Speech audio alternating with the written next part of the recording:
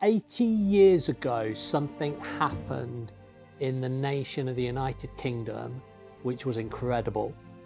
And it's a story that has so impacted us as a country that it's influenced our character, our DNA, our spirit. But over the 80 years, the story itself has faded somewhat from our memories. Historians have erased part of it. So I want to tell you today the true and the real story of what happened with the miracle of Dunkirk. Let me just give you some broad brushstrokes, some context for this story. It's May 1940 and the Germans are about to attack. The French have shored up their defences in southern France. Churchill has sent over the British Expeditionary Force, which is about 375,000 soldiers to support the effort in the north.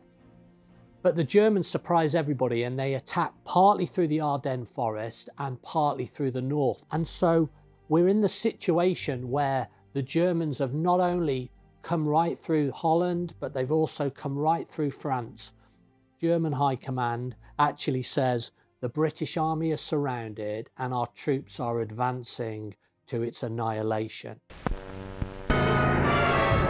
One of the greatest disasters in history seemed in the making. An entire British army faced annihilation. Churchill's advisors tell him that because of the waters at Dunkirk, the sea at Dunkirk is shallow, there's only one place where the naval boats can come in and rescue, and so they estimate that only 30,000 soldiers will get out alive. It's a pivotal moment in history, and then something happens. Something happens that has only happened in our nation just a handful of times. The King of England, King George VI, on a radio address to the nation, calls a day of prayer.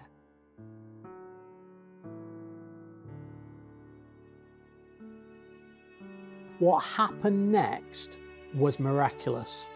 Hitler makes one of the biggest strategic military errors in history.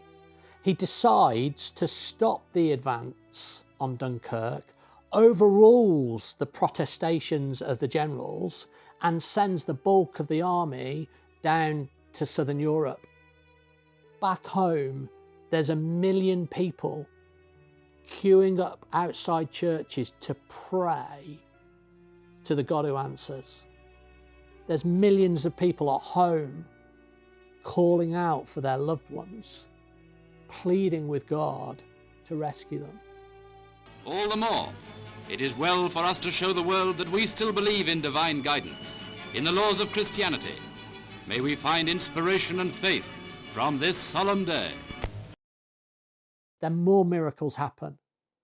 The Germans are going to launch their air force from Flanders, but a freak storm appears which grounds most of that air force.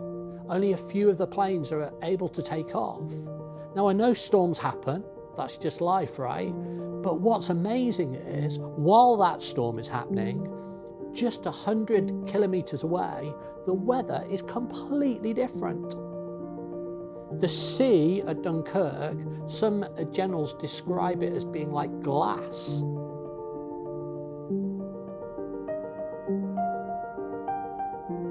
It's perfect for this armada of civilian vessels to come in, the fishermen boats, the sailing boats, the holiday boats, to come and rescue the lads on the beaches. British ships, cruisers, destroyers, yachts, paddle boats, anything that could float, crossed the channel.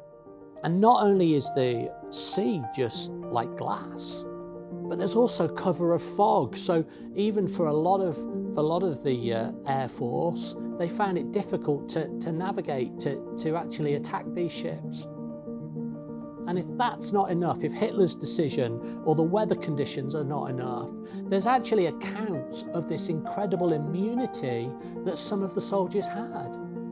One group of 400 soldiers had this consistent attack coming in from what was left of the German Air Force to attack.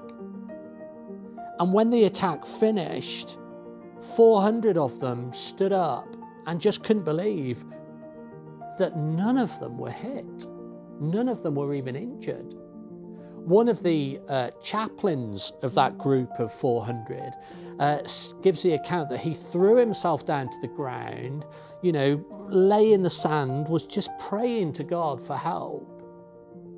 And when it went to silence, he got up and checked himself just to see where he'd been hit. But he hadn't. And he looked down at the sand, and there was his silhouette in the sand made up of German bullets. Incredible.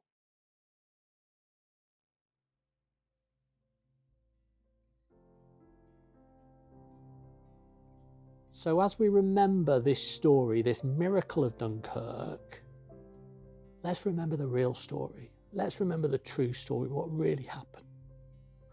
Let's remember the self-sacrifice of those French soldiers defending Dunkirk beach. Let's remember the bravery of the soldiers and the discipline of the soldiers on the beach. Let's remember the courage of all those civilian sailors that took their personal boats to try and rescue them. But most of all, let us not forget that when this nation humbled itself, when this nation got on its knees and called to the Lord Most High, that he was good, that he answered, he listened, and he answered our prayers.